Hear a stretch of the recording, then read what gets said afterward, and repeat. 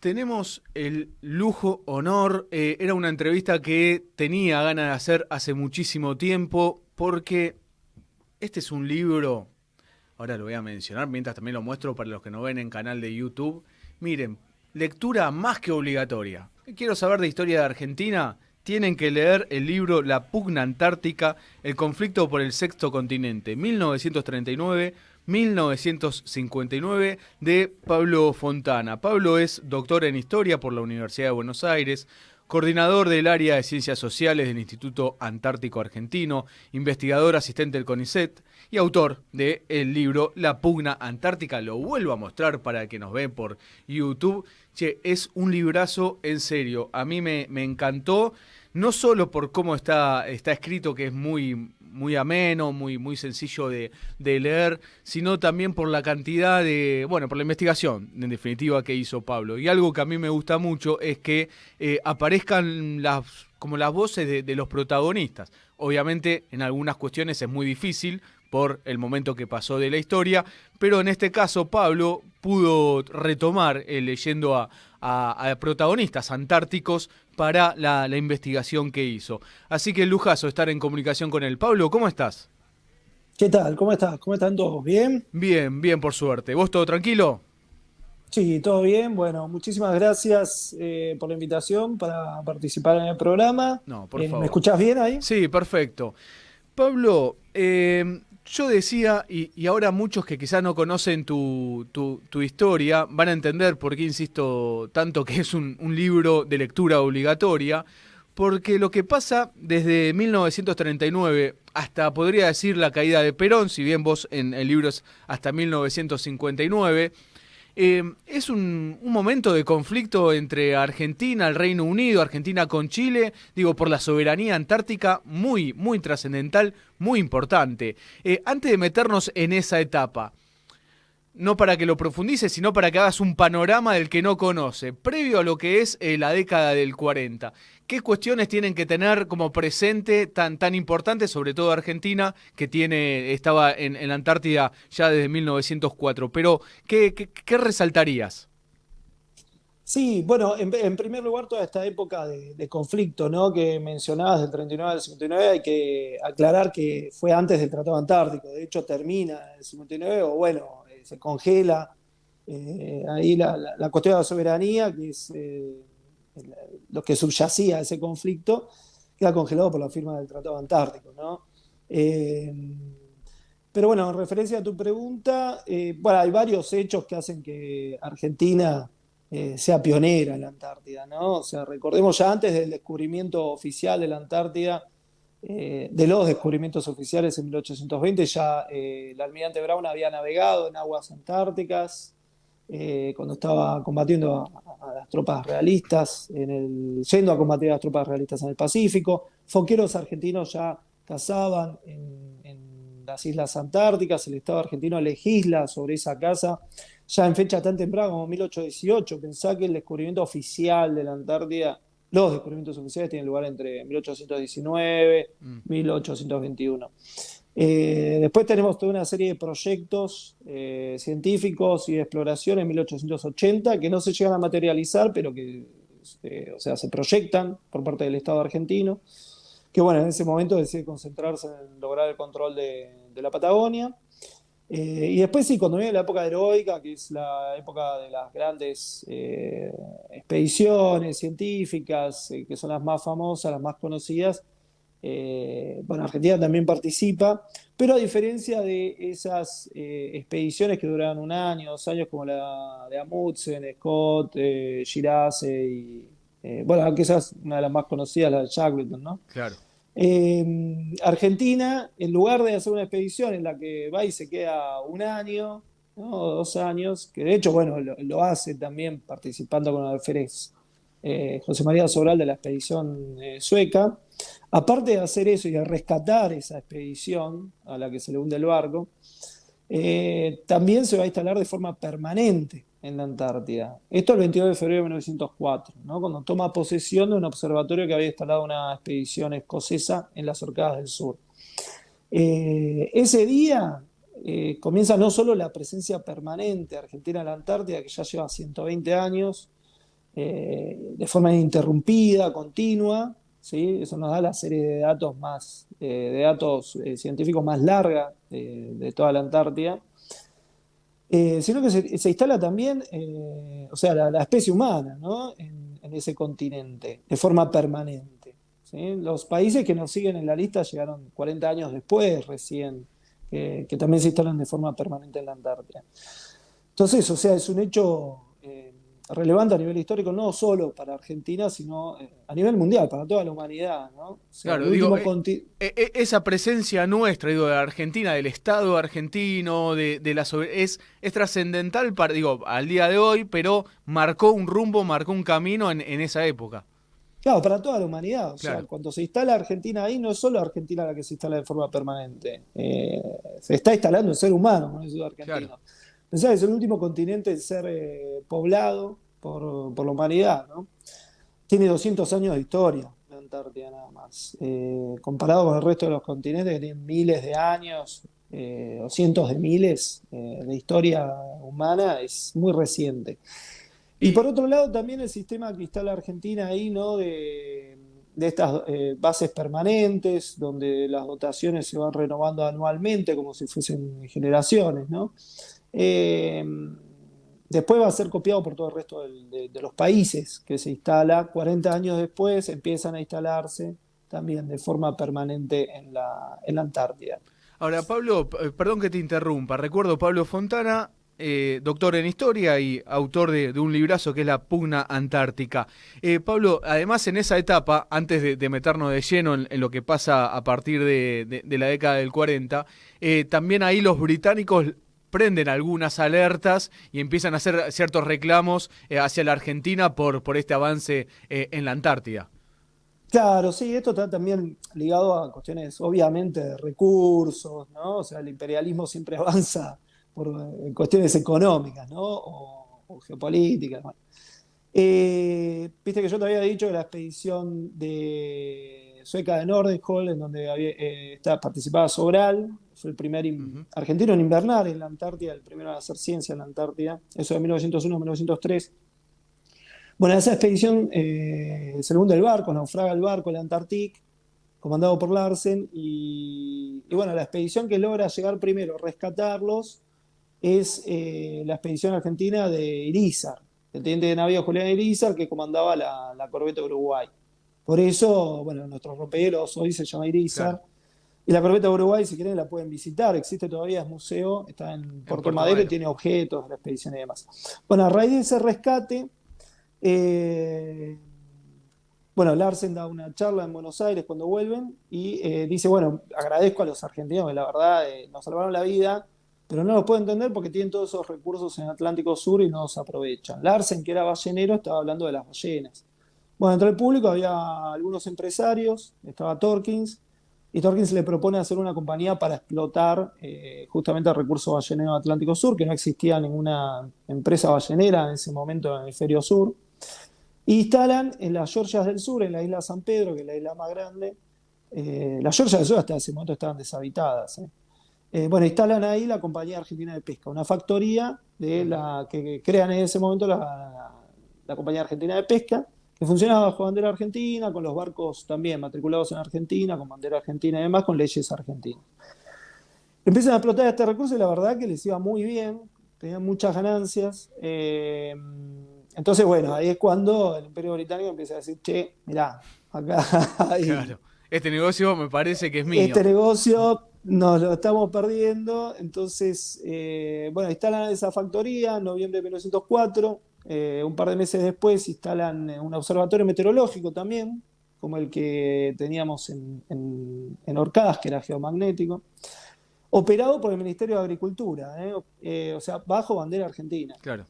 Y bueno, 2 años después llega un buque de guerra británico, se baja y le dice a Larsen, que la compañía lo tenía como gerente ahí in situ, le dice, bueno, nos tenés que firmar acá que esto es nuestro, que nos pagás un alquiler por la tierra Y vamos a poner al lado, ahí a 10 metros de donde está el Observatorio Argentino, la casa de nuestro, entre comillas, gobernador, ¿no? De nuestra autoridad.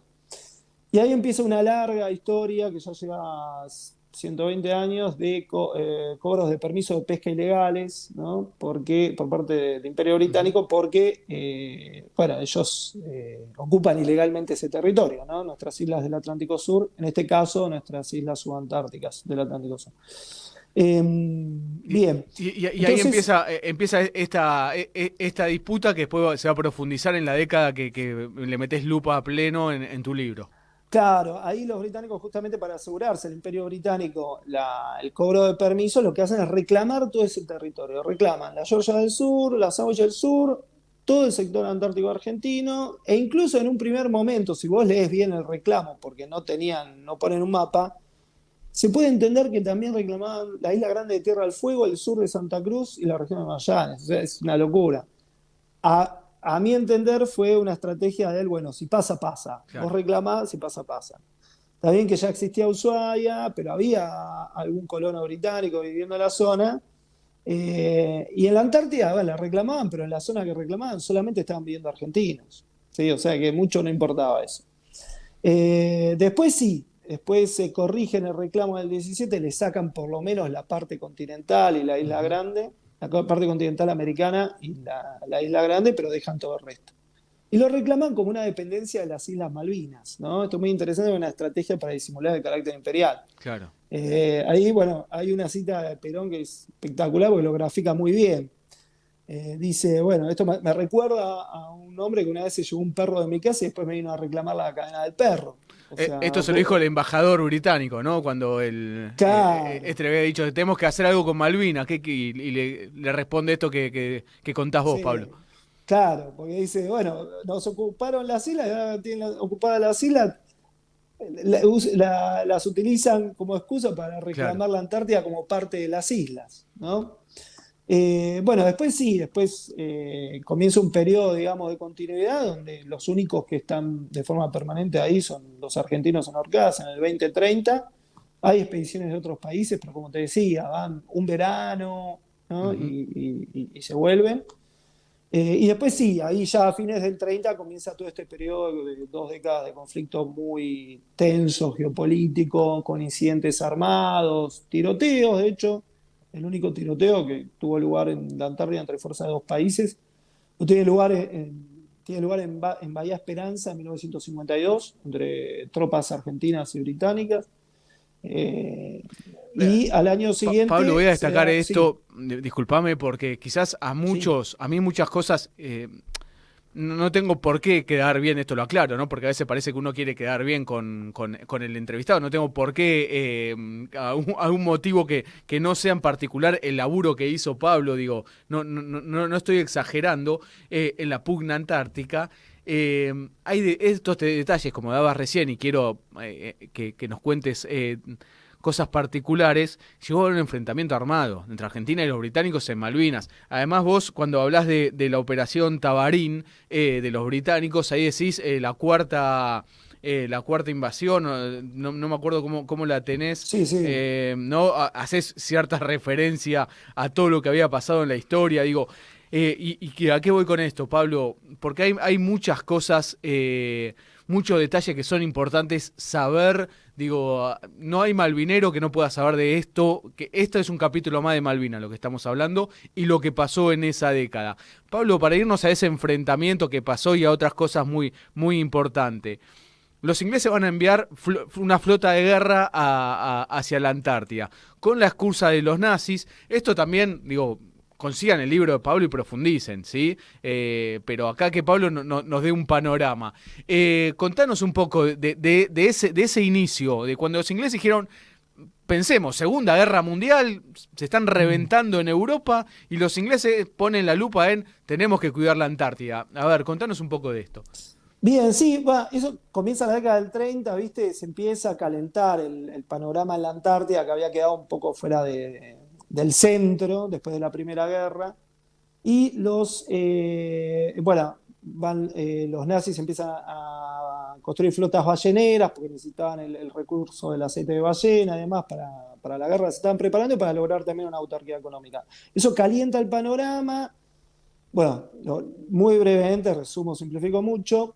Entonces, parecía que se iba a discutir en una reunión, en un congreso, que no se logra hacer por la guerra, la cuestión de quién es, qué es de quién en la Antártida. Entonces, bueno, varios países organizan comisiones para mandar expediciones a la Antártida y conseguir, digamos, recolectar todo lo que les podía servir para fundamentar más su reclamo. Argentina reactiva ahí el plan de instalar más bases en la Antártida, que era un plan que ya tenía de principio de siglo, pero que por un naufragio que habíamos tenido no lo pudimos concretar.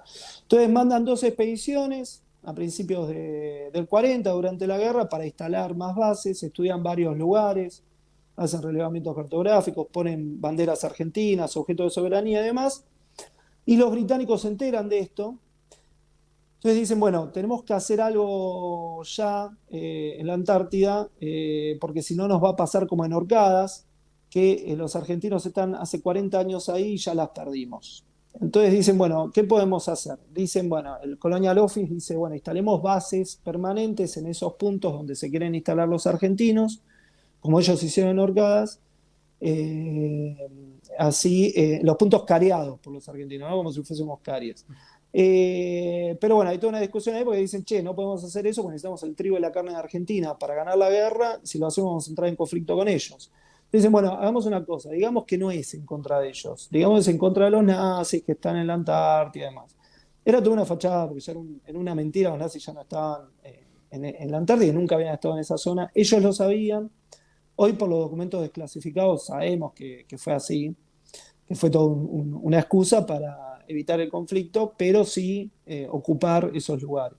Bueno, ahí hacen esta operación secreta, una segunda guerra en contra de Argentina en la Antártida, se llama Operación Tabarín, instalan bases en los lugares donde nosotros nos íbamos a instalar un año después, pero ya, que ya los habíamos marcado. Claro, ellos Eh, sabiendo esta información se adelantan yendo a los lugares que iba a ir Argentina. claro, y bueno, la guerra termina con esta situación, ¿sí? Hay que tener en cuenta que todo lo que yo te decía de principio de siglo ocurre en la época de auge del imperialismo europeo. Los británicos tenían ocupada la mitad de África de la colonia británica, parte de Asia también. O sea, este reclamo de la Antártida tiene lugar en ese contexto. Claro. Bueno, en la posguerra de la Segunda Guerra se va a dar un despliegue muy grande argentino de bases, ¿no? Y demás, que tiene lugar justamente en un contexto contrario, es un contexto de descolonización donde los británicos estaban perdiendo colonias por todo el mundo porque estaban las distintas colonias peleando guerras de independencia del imperio, frente al imperio británico. Bueno, en ese contexto de descolonización es que Argentina y también Chile empiezan a instalar más bases, empiezan a mandar las flotas de mar, bueno, Argentina envía la flota de mar, Argentina crea un Instituto Antártico Argentino, que es justamente trabajo, que es el primer instituto antártico, el primer instituto científico del mundo dedicado exclusivamente al estudio de la Antártida, ¿no? Argentina compra también el primer rompehielos y demás, y se da como una especie de pugna geopolítica, ¿no? En la Antártida, principalmente entre Argentina, Reino Unido y Chile, pero Argentina y Chile como aliados, ¿sí? Esto O es importante sea, que destacás, como aliados, porque además lo tenía acá, déjame que voy a remarcar algo que tenías que era muy importante de esta alianza, que era Antártida Sudamericana, que es cuando vos resaltás que en el 1948 justamente se reúnen Argentina y Chile y dicen, che, vamos nosotros a cuidar los intereses antárticos, pero Antártida Sudamericana. claro, Argentina y Chile se ponen de acuerdo porque los reclamos se superponen en parte. Ahí se logran poner de acuerdo para reconocerse, o sea, soberanía de cada uno en la parte que no se superpone y decir, bueno, en la parte que se superpone, ningún otro país tiene soberanía, salvo Argentina y Chile, pero nos tenemos que poner de acuerdo en el límite, ¿sí? Ellos dicen ningún otro país en la Antártida Sudamericana porque los británicos reclamaban todo. ¿Sí? Reclamaban el sector argentino Claro, y reclamaban también lo el que chileno. reclamaba Chile. Entonces, bueno, ahí se da una alianza como nunca. entre los dos países muy fuerte para defender la Antártida Sudamericana, que ellos le llamaban la Antártida Sudamericana, hacer un acuerdo incluso, de lo que era el Imperio Británico.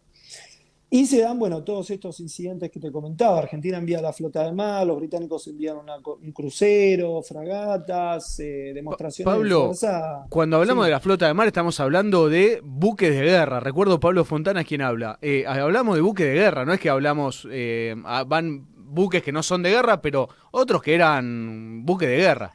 sí, sí, se da una situación que es como la crisis de los misiles de Cuba en los 60, bueno, pero en la Antártida. De hecho, les recomiendo en el canal de YouTube del Instituto Antártico Argentino, que lo manejamos el área nuestra en el instituto, tenemos una playlist que son documentales que fuimos recuperando junto con el Museo del Cine. Y hay uno de los videos que es la flota de mar en la Antártida y que muestra esto.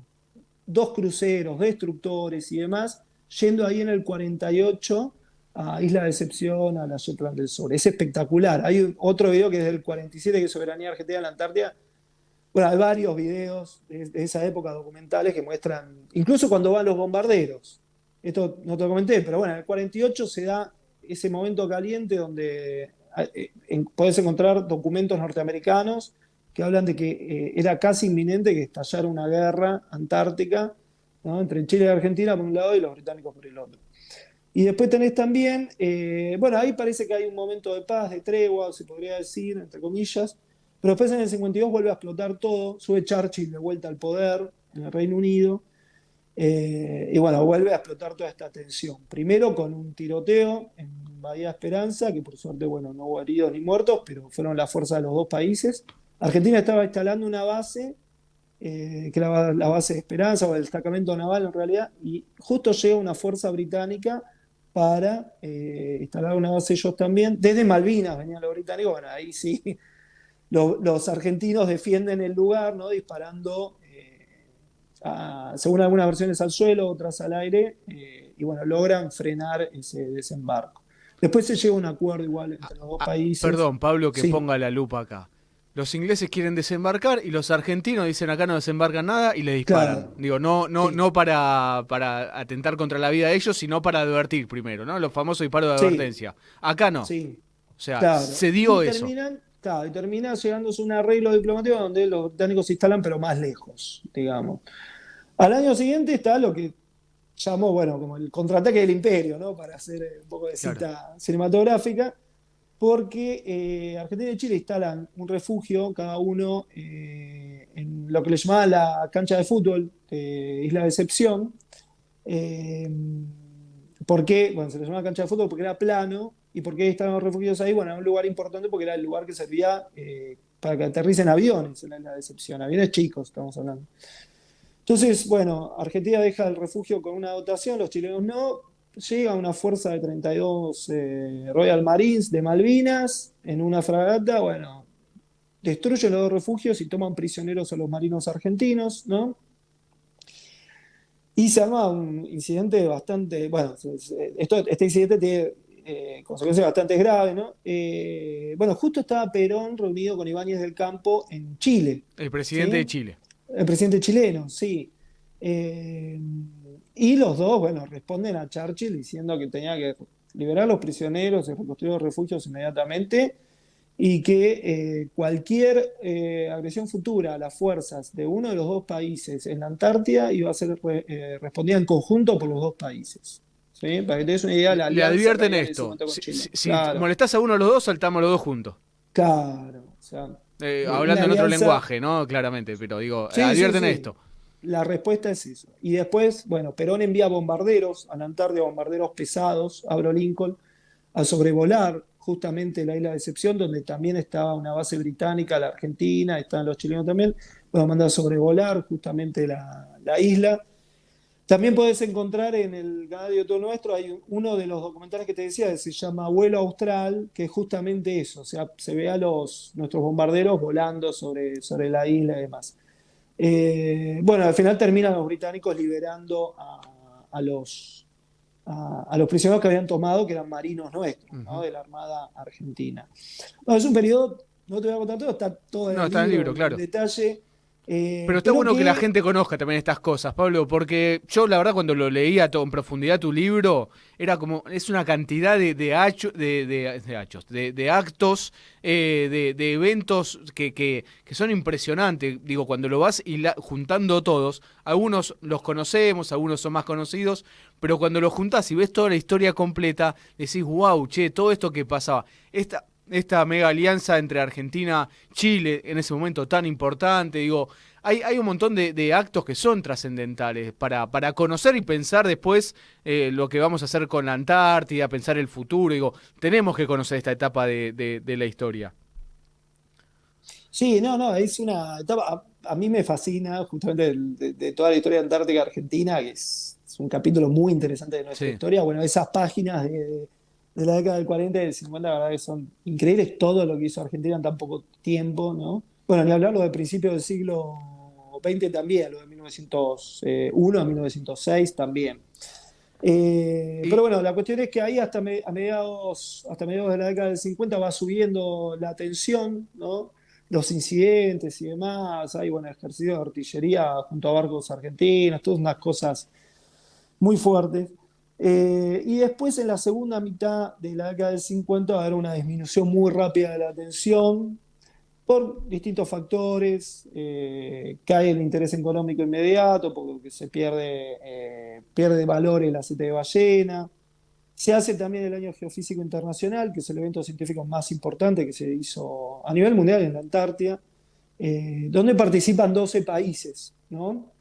Uno de esos 12 países es Argentina con el Instituto Antártico, que hizo trabajos bueno, muy importantes, más que todo en el campo de la glaciología y la alta atmósfera.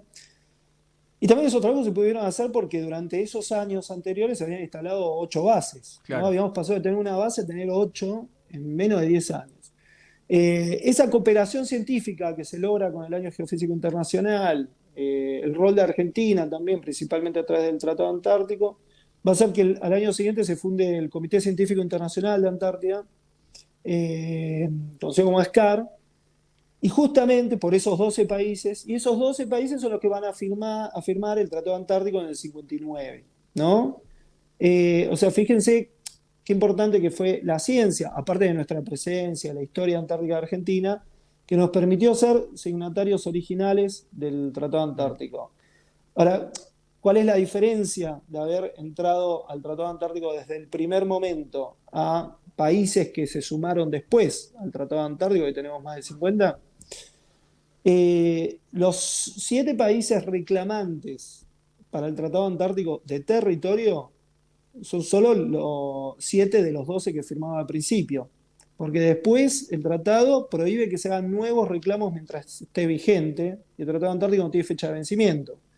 O sea, nuestro reclamo está de alguna forma resguardado porque fuimos firmantes originales De del entrada. tratado. Claro. El tratado no se define sobre las soberanías en la Antártida. Lo que hace Claro. de alguna forma es como congelarlo para que el continente se pueda dedicar a la paz y a la ciencia. Y por otro lado, ser los que también, los que firmamos, firmantes originales del tratado, pudimos definir algunas cuestiones, como que no se hagan pruebas nucleares en la Antártida y demás.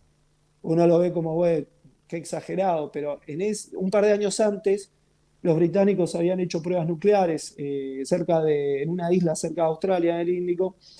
Cambió el viento y terminaron contaminando 2 pueblos australianos, ¿no? O Claro. sea, y la Antártida está deshabitada en gran parte, ¿no? Para algunos países que no tenían grandes zonas deshabitadas para hacer pruebas nucleares, como sí tenían Estados Unidos o la Unión Ujú. Soviética, y de repente era muy atractiva, Claro. podía llegar a transformarse en un lugar de pruebas nucleares. Esto nos preocupaba a los países que estaban en el hemisferio sur, como no solo Argentina y Chile, sino también Australia, Nueva Zelanda, ¿no? Entonces, bueno, Argentina una de las cosas que logró fue eso, o sea, que se prohíba hacer detonaciones nucleares en la Antártida. Y, y, Hoy y nos es- parece raro, pero hasta la década del 90, no, fines de claro. los 80 se hacían, ¿eh? Sí, sí, Hasta sí, el tal cual. 60 al aire libre se hicieron miles y después bajo tierra o bajo mar. Sí, y en Eh, algunos casos, digo, en Estados Unidos, en otros lados, que trajo sí, consecuencias hacia los pueblos cercanos, digamos, sí. fue toda una etapa. Pablo, un detalle muy breve, pero que me pareció entretenido, que es el partido de fútbol que hay entre Argentina y Británico. Esto a Carlitos Zaira, un gran investigador que tenemos aquí en la radio sobre la historia del fútbol.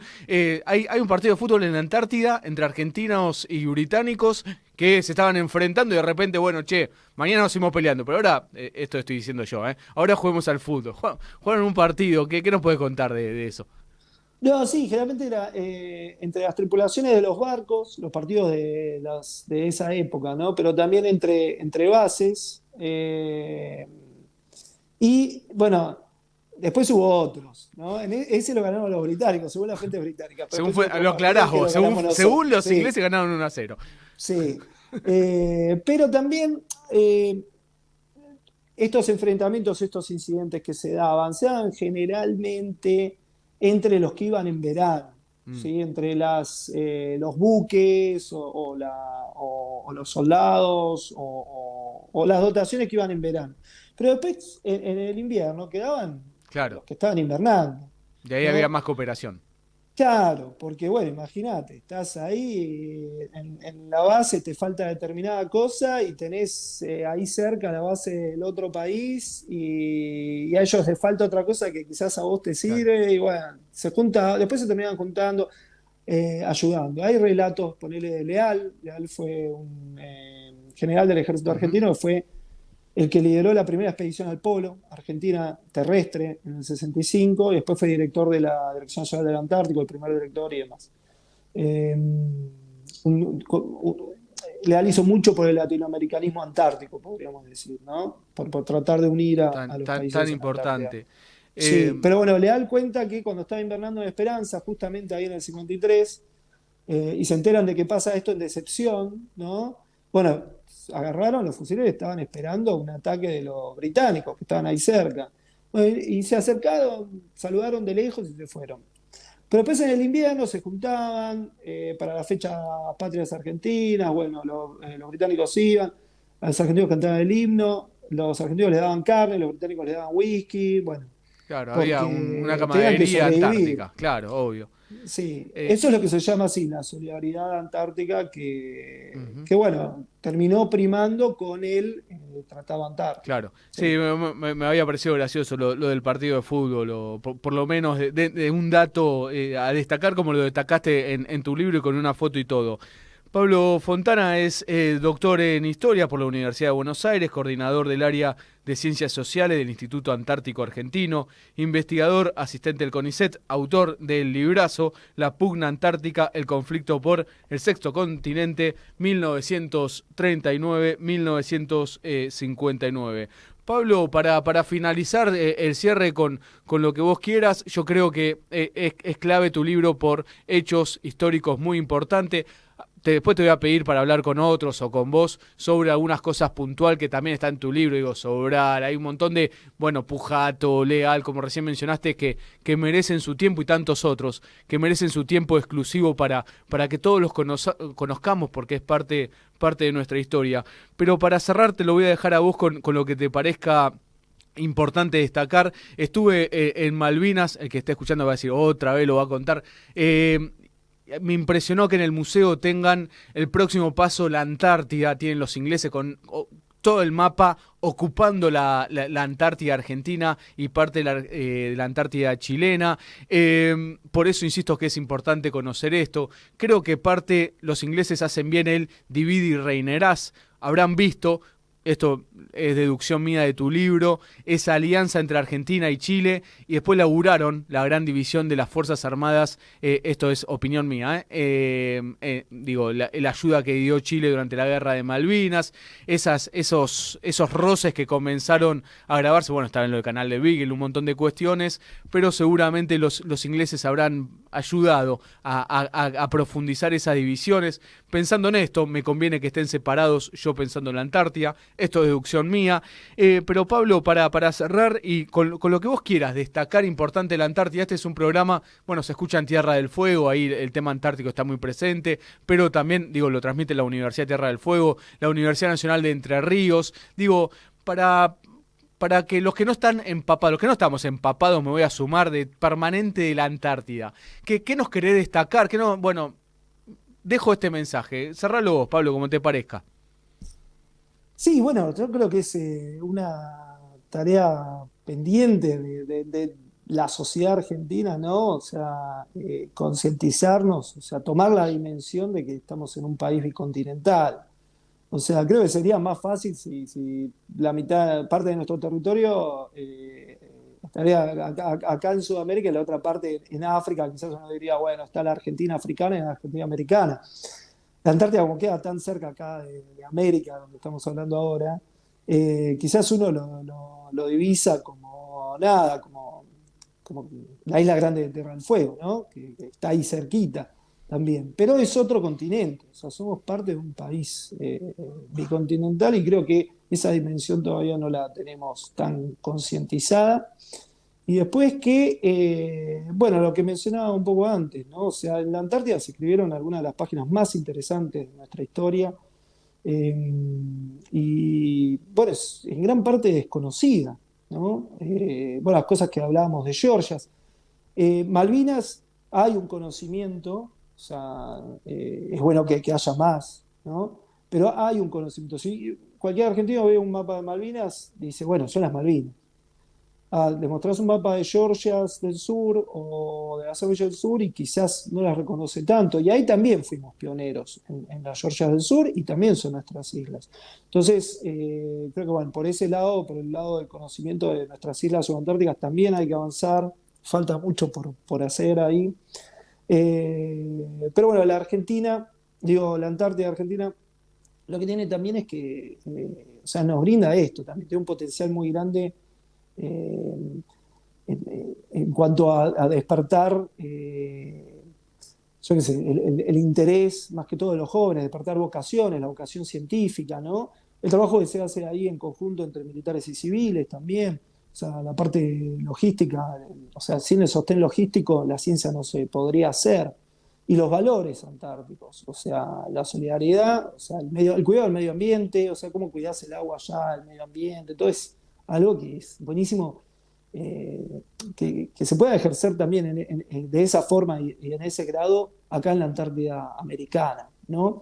Eh, todas esa forma de vida que uno experimenta cuando está allá en la Antártida Argentina, o sea, creo que es un modelo justamente para implementarlo también acá, ¿no? Allá, a ver, no hay Boca de River, somos todos de la selección, ¿sí? Está bien, sí, somos todos, cada uno un cuadro distinto, Huracán, San Lorenzo, lo que quieras, pero todos tienen puesta la camiseta y todos tiramos para el mismo lado cuando estamos allá. Eh, no importa si sos logístico, administrativo, científico, técnico, civil, militar, varón, mujer, de qué provincia sos, tu situación económica, tu estatus económico, eso no importa nada.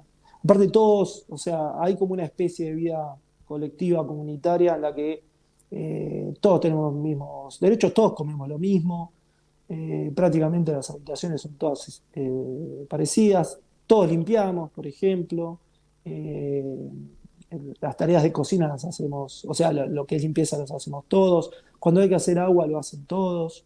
Eh, y bueno, no tenés plata para gastar, así que diferencias ahí económicas no hay.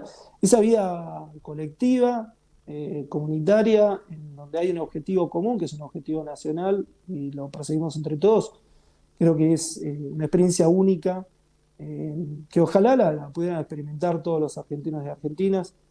Por cuestiones, bueno, logísticas y económicas no se puede, pero es, para mí, por lo menos, una experiencia que marca un modelo a seguir, ¿no?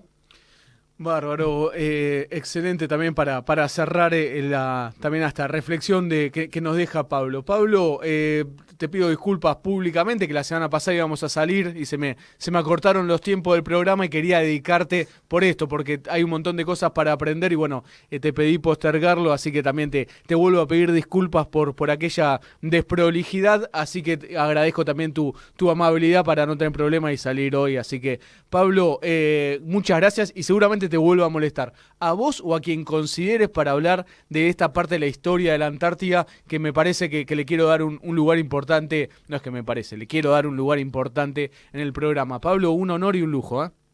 Bueno, no, cuando quieras, no es molestia, todo lo contrario, un honor para mí, un gustazo y dale, bueno, cuando quieras hablamos de vuelta y después también te comunico con algunos compañeros que pueden charlar también de otras cosas antárticas. ¿Eh? Espectacular, espectacular, buenísimo. Pablo, fuerte abrazo, gracias por todo. Abrazo, gracias.